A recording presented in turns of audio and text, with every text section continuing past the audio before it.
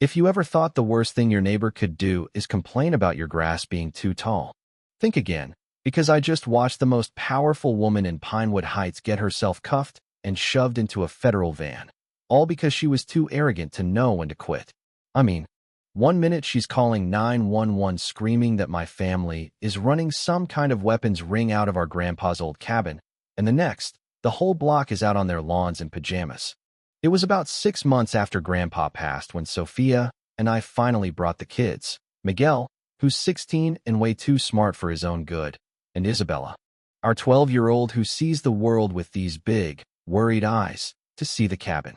The place looked exactly like my childhood memories. Hand-cut logs, a wraparound porch, the smell of pine and old leather inside, every corner telling some story of family holidays and summer storms. We were just talking about repainting, maybe fixing up the porch, letting the kids run wild for a weekend, living that upper-middle-class suburban dream for, what? Not even an hour. Because before we could even unload the car, across the street comes this woman, marching like she's leading a parade. Only there's no music, just the sound of doom.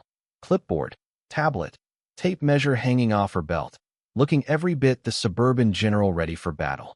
"Excuse me," she starts, without even pretending to smile. "I'm Brenda Hawthorne, president of the Pinewood Heights Homeowners Association. This structure is in violation of our guidelines." She's gesturing at our cabin like it's radioactive waste. Sophia's giving me that nurse look, you know? The one she saves for patients who won't take their meds. And Miguel's rolling his eyes so hard I'm worried he'll strain something. I try to play nice. "Sorry, what guidelines?" "This house is from 1923. Non-compliant architectural styling." She's measuring the grass, literally, announcing it's too long by a fraction of an inch. I swear, part of me wanted to laugh. But then I saw that signature, Grandpa's, apparently, dated March 2020, after he'd had a stroke. Something in my gut twisted, but Brenda's not done. She starts live streaming us, talking to her Facebook followers like we're the neighborhood threat. "Some people move in and ignore the rules," she says, panning her phone to our cabin, then to our faces. Sophia's grabbing my arm. Isabella is hiding behind her, and I'm just thinking, how is this my life right now? After Brenda storms off, still narrating for her audience, I check the document again. Grandpa's signature looks perfect, but his handwriting by then was nothing but shaky. I'm getting suspicious, but the neighborhood seems to be swallowing Brenda's story whole. Next morning, 200 fines for refusing to paint my house in heritage beige. Sophia's furious, Isabella is scared, and Miguel? He's researching HOAs like he's prepping for a debate tournament. "Dad, none of these documents add up. The dates, the signatures, even the HOA itself is off." I start walking the neighborhood, trying to get answers. That's when I meet George Kim, a quiet older guy next door who lights up when he hears I'm Jose's grandson. When I bring up Brenda, he drops his voice. "She did this to the Johnsons, too. Drove them out, middle of the night. After 15 years here." Then I meet Ashley Turner, single mom, who says her kid won't play outside because Brenda stares at them with binoculars and files complaints. Ashley tried to plant flowers. Got hit with a $300 fine because they weren't approved species. There's a pattern, and everyone's scared to admit it. Late that night, and Brenda's so-called boundary revision is dated before the HOA was even legally set up. Either someone's an idiot, or this is full-blown fraud. Miguel helps me dig deeper. We find the Johnsons in Colorado. I call Robert Johnson, pretending to be a buyer, and he tells me flat out, "Don't move here. Brenda's dangerous. And she's got people everywhere." He agrees to meet, and 4 hours later, we're in a coffee shop in Denver. Robert's got evidence, photos, documents, showing Brenda's run this same scam in Oregon, Nevada, Arizona. She creates fake HOAs, uses forged signatures and threats to drive people out, then flips the properties to developers for big profits. And now she's running for city council, building a political machine on top of her fraud. If she wins, she'll do this on a bigger scale, he warns. Back home, things go from weird to dangerous. I spot Brenda with two shady guys, one covered in tattoos, the other in a leather jacket, walking the perimeter of our cabin, pointing at doors and windows, snapping pictures. Later, I call David Chun, a real estate attorney, and he listens, really listens. This is bigger than property disputes, he says. This is organized crime. And if you're willing, we can take her down. We form a little resistance. Me, George, and Ashley, sharing notes, photos, creating a group chat called Pinewood Truth. Ashley has a log of every family Brenda's forced out. George has got photos of trucks dumping barrels at the playground. The pattern's undeniable. Challenge Brenda, and you disappear.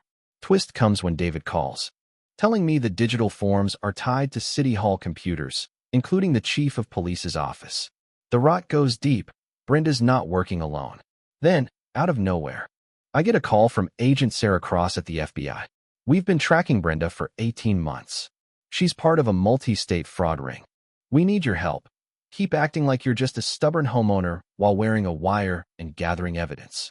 It feels crazy, but I agree, because at this point, Brenda panics, cancels her live streams, starts pacing in her window like a caged animal.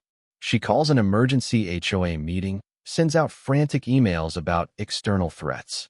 At the meeting, only a handful of families show up, and for the first time, people start pushing back. George stands up with his photos. Ashley tells her story about her windows getting smashed after questioning Brenda, and suddenly, the spell is broken. Then Brenda makes her fatal mistake. She tries to text her thug East Side Mike about needing a permanent solution for my family, but accidentally sends it to the entire HOA group chat. Within seconds, everyone's got the message, proof of intent. The room explodes. Parents grab their kids. People take pictures of the message. Brenda's left sitting alone, staring at her phone like it's a snake. Agent Cross calls. We're ready to move. But be careful. Brenda's desperate, and desperate people are dangerous. That night, security cameras catch her loading suitcases into her car, meeting with the chief of police and her lawyer. FBI intercepts calls planning to plant evidence at our cabin and set us up for a fake raid. We play along, heading to the cabin late at night, just like Brenda expects. 10 minutes later, sirens, FBI, SWAT, local cops, the whole circus. Brenda's outside, pointing, screaming that we're criminals. But instead of swarming our place, the agents head straight for her. Brenda Hawthorne, you are under arrest. As the cuffs go on, her face is pure shock. Agent Cross thanks me in front of the neighbors, explains to the crowd that this was an 18-month federal sting. The whole neighborhood's out, some crying, some shouting, all finally understanding the hell they've been living in.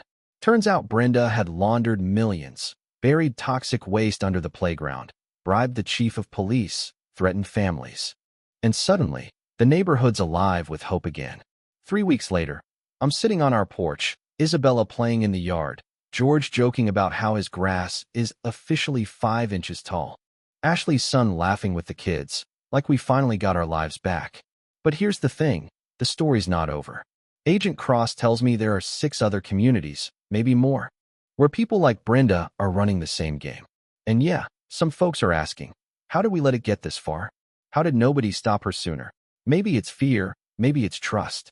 And let's make sure no more families have to live in fear of people like Brenda ever again.